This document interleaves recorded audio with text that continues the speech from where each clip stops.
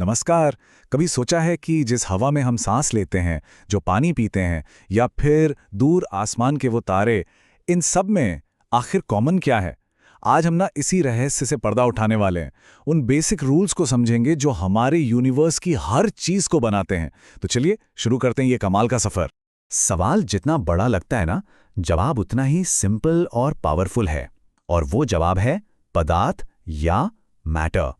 जी हाँ, वही चीज जिससे सब कुछ, मेरा मतलब सब कुछ बना है। और इसे समझना, समझ लीजिए कि यूनिवर्स के राज खोलने की पहली चाबी है। तो इस सफर में हम कहां कहां जाने वाले हैं? सबसे पहले जानेंगे कि ये यूनिवर्सल बिल्डिंग ब्लॉक आखिर है क्या। फिर हम झांकेंगे पार्टिकल्स की सीक्रेट दुनिया में। इसके बाद हम देखेंगे इसके 3 सबसे जरूरी फॉर्म्स। और हां, ये भी समझेंगे कि मैटर बदलता कैसे है। साथ ही बात होगी एक छिपी हुई एनर्जी कॉस्ट की। और आखिर में हम देखेंगे मैटर के कुछ बहुत ही अजीब एक्सट्रीम स्टेट्स को भी। तो चलिए बिल्कुल बेसिक से शुरू करते हैं।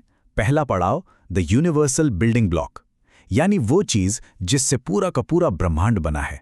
मतलब वो कच्चा माल जिससे प्लैनेट्स, तारे और हम सब बने हैं। पर सवाल यह है कि साइंस की भाषा में आखिर इसे कहते क्या हैं?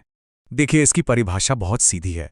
कोई भी चीज जिसमें वजन हो यानी मास हो, और जो जगह घेरती हो यानी जिसका वॉल्यूम हो, वो मैटर है। सिंपल। जैसे कि एक पत्थर, ये पानी का गिलास, अरे यहां तक कि हवा भी, जिसे हम देख तो नहीं सकते पर उसमें भी वजन होता है और वो भी जगह घेरती है। तो ये सब के सब मैटर हैं। पर कहानी सिर्फ यहीं खत्म नहीं होती। ये तो बस शुरुआत है। अगर हम थोड़ा और जूम इन करें तो पता चलता है कि हर मैटर असल में छोटे छोटे, बहुत ही छोटे पार्टिकल से बना है। और मजे की बात यह है कि इन्हीं पार्टिकल्स का बिहेवियर तय करता है कि कोई चीज सॉलिड होगी, लिक्विड होगी, गैस होगी या फिर कुछ और ही कमाल की चीज होगी।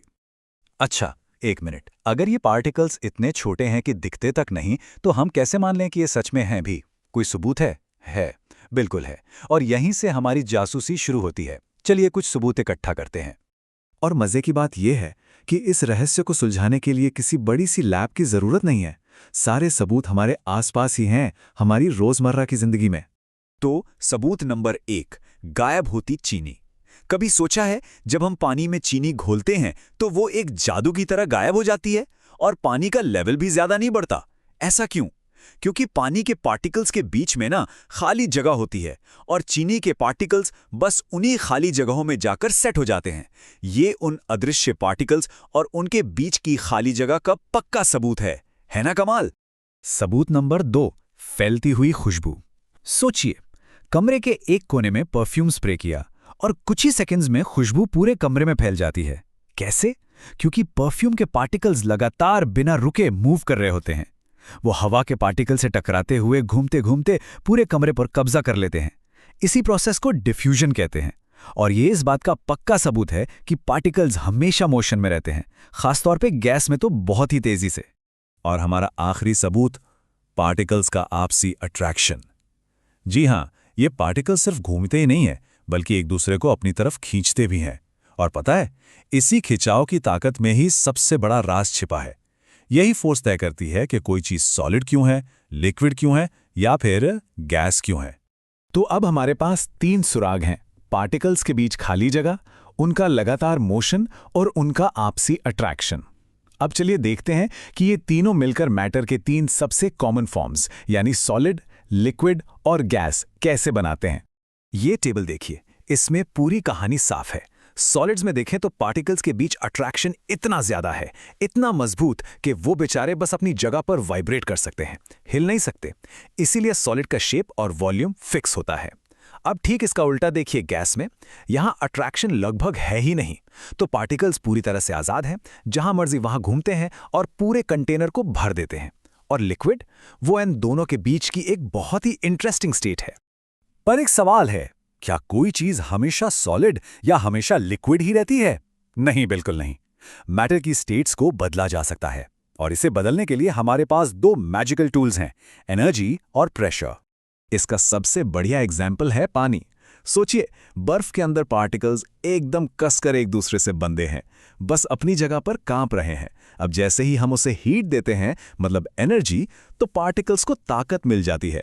वो इतनी तेजी से वाइब्रेट करते हैं, इतनी तेजी से कि अपने बॉन्ड्स तोड़ देते हैं और एक दूसरे पर फिसलने लगते हैं, और ये बन गया पानी।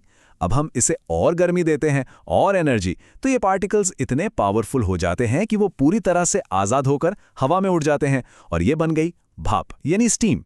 और ये जो टेम्परेचर्स हैं, जैसे 100 डिग्री सेल्सियस, ये सिर्फ नंबर्स नहीं हैं, ये पानी के लिए मैजिकल बाउंड्रीज हैं। जैसे 0 डिग्री सेल्सियस, ये वो पॉइंट है जहां सॉलिड की कैद टूटती है और लिक्विड का सफ़र शुरू होता है। और 100 डिग्री सेल्सियस, ये वो पॉइंट है जहां लिक्विड के बंधन भी टूट जाते हैं और गैस को मिलती है पूरी आज़ादी। लेकिन रुकिए, सिर्फ गर्मी ही तरीका नहीं है, प्रेशर भी एक टूल है। सोचिए, गैस के पार्टिकल्स आज़ादी से दूर दूर घूम रहे हैं। अगर हम उन पर दबाव डालें, उन्हें ज़बरदस्ती पास पास ले आएं, तो क्या होगा? जब वो काफ़ी करीब आ जाएंगे तो उनका वो आपसी अट्रैक्शन फोर्स फिर से काम करने लगेगा और वो गैस से लिक्विड में बदल जाएंगे। और ये सब बिना टेम्परेचर बदले। अब एक बहुत ही अजीब और सच कहूं तो दिमाग चकरा देने वाली बात पर आते हैं। क्या ऐसा हो सकता है कि किसी चीज को लगातार गर्म किया जाए लेकिन उसका टेम्परेचर बिल्कुल भी ना बढ़े? सुनने में तो इम्पॉसिबल लगता है ना? पर ऐसा होता है, और ये ठीक तब होता है जब मैटर अपनी स्टेट बदल रहा होता है। सोचिए, 0 डिग्री सेल्सियस पर बर्फ पिघल रही है। आप उसे लगातार हीट दे रहे हैं, लेकिन थर्मोमीटर 0 पर ही अटका हुआ है। क्यों? क्योंकि जो भी एनर्जी आप दे रहे हैं वो टेम्परेचर बढ़ाने में यूज ही नहीं हो रही। वो सारे की सारी एनर्जी पार्टिकल्स के बीच के बॉन्ड्स को तोड़ने में खर्च हो रही है। ये एनर्जी टेम्परेचर में दिखती नहीं है, ये एक तरह से छिपी हुई है, और इसीलिए इसे कहते हैं लेटेंट हीट यानी गुप्त ऊष्मा। तो चलिए, सॉलिड, लिक्विड और गैस की दुनिया को तो हमने अच्छे से समझ लिया, पर क्या कहानी यहीं खत्म हो गई? नहीं, बिल्कुल नहीं। अब हम बात करने वाले हैं मैटर की कुछ ऐसी एक्सट्रीम स्टेट्स की जो हमारी रोजमर्रा की दुनिया से बहुत बहुत दूर हैं। एक तरफ है प्लाज्मा, यह है मैटर की चौथी स्टेट, और मजे की बात यह है कि यूनिवर्स में ये सबसे कॉमन है। ये असल में एक सुपर हॉट गैस है। हमारे सूरज और बाकी सारे तारे इसी प्लाज्मा से बने हैं। और फिर है दूसरी एक्सट्रीम, बोस-आइंस्टीन कंडेंसेट या BEC। ये तब बनता है जब एटम्स को एब्सोल्यूट जीरो मतलब यूनिवर्स के सबसे ठंडे टेम्परेचर तक ठंडा कर दिया जाता है। तब ये अपनी अलग पहचान खोकर एक हो जाते हैं, एक सिंगल सुपर एटम की तरह।